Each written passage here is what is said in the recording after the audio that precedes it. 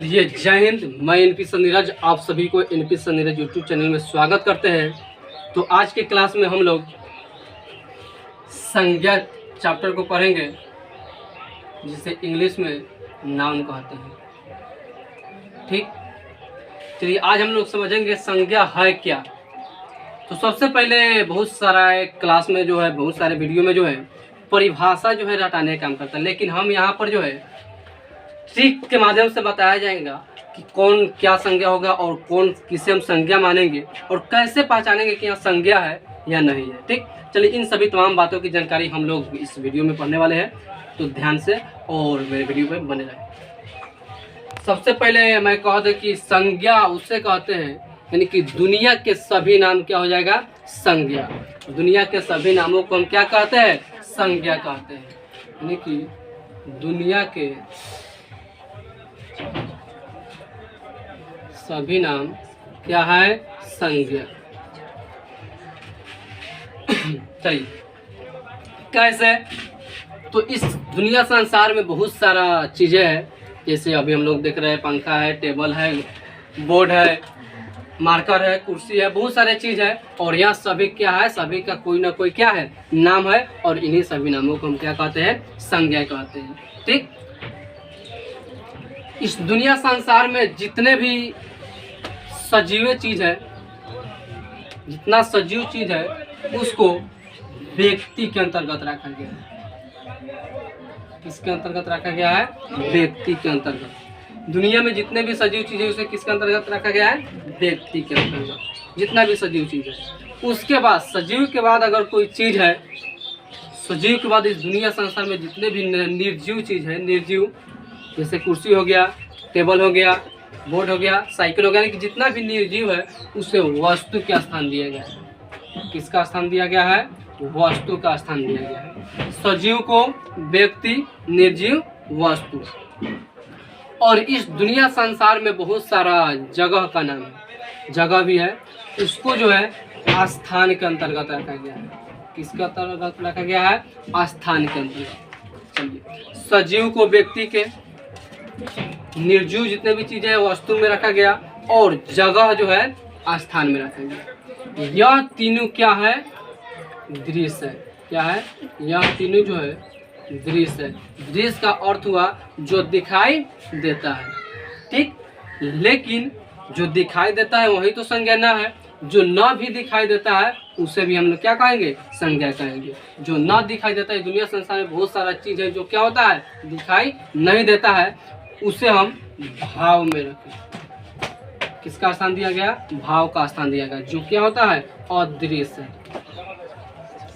अदृश्य जो नहीं दिखाई देता है। ठीक, जैसे हवा, हवा को हम देखते हैं क्या, संगीत, संगीत को हम देखते हैं क्या, नहीं। तो जो न दिखाई देता है उसे किसके अंतर्गत रखे, भाव के अंतर्गत।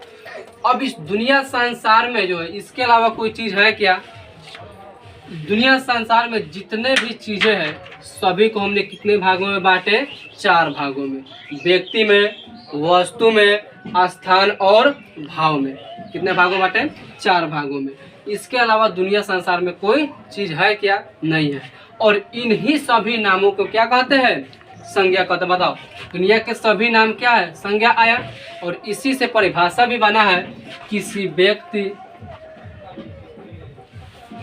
व्यक्ति, वस्तु, स्थान या भाव के नाम को हम क्या कहते हैं, संज्ञा कहते हैं। परिभाषा इसी से उत्पन्न हुआ, किसी व्यक्ति, वस्तु, स्थान और भाव के नाम को क्या कहते हैं, संज्ञा कहते हैं। और दुनिया संसार यही इसी 4 भाग में जो है पूरा क्या है, दुनिया संसार के सभी चीजें हैं, और इसीलिए दुनिया के सभी नामों को हम संज्ञा कहते हैं।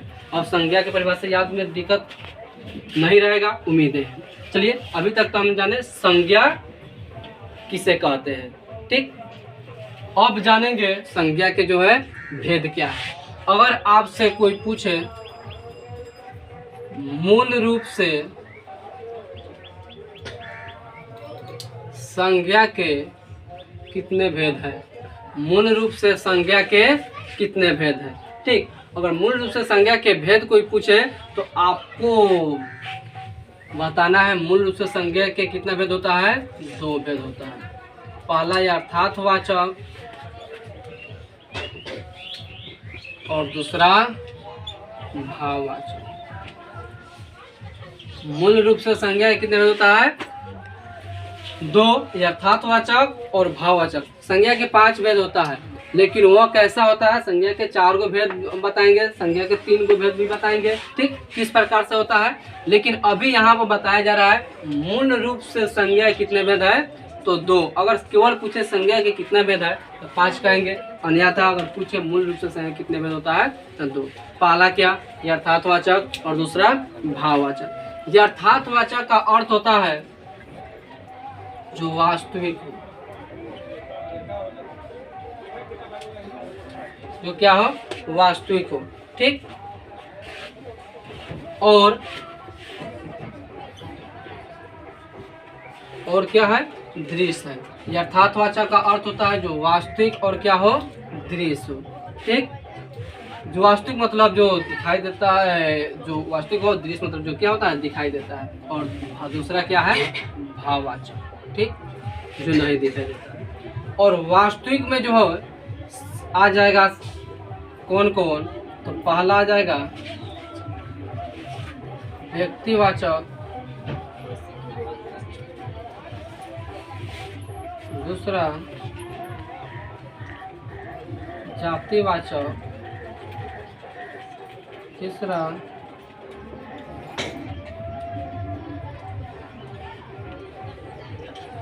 समूहवाचक, चौथा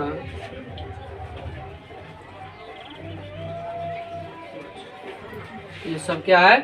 दिखाई देता है। यथार्थवाचक में जो आ जाएगा व्यक्तिवाचक, जातिवाचक, समूहवाचक और द्रव्यवाचक। अब देखो संज्ञा के 5 को भेद कौन कौन होता है? एक, पहला, दूसरा, तीसरा, चौथा और 5वां। यही संज्ञा के भेद हम लोग क्या करते हैं? पढ़ते हैं, ठीक। अगर संज्ञा के भेद पूछे तो क्या होता है? 5 को भेद, और 5वां क्या है? भाववाचक, ठीक। तो यथार्थवाचक में आ जाएगा 4 को भेद, व्यक्तिवाचक, जातिवाचक, समूहवाचक, द्रव्यवाचक। और आज हम लोग बताएंगे कि कौन व्यक्तिवाचक है, किसे हम जातिवाचक कहेंगे, किससे समूहवाचक, किससे द्रव्यवाचक, एक ट्रिक के माध्यम से। जैसे कोई पूछ देगा पुस्तक कौन संज्ञा है, पुस्तक कौन संज्ञा है। मान लो पुस्तक जातिवाचक है तो जातिवाचक है तो क्यों है। पूछ देगा गंगा कौन संज्ञा है, अगर गंगा व्यक्तिवाचक संज्ञा है तो क्यों है।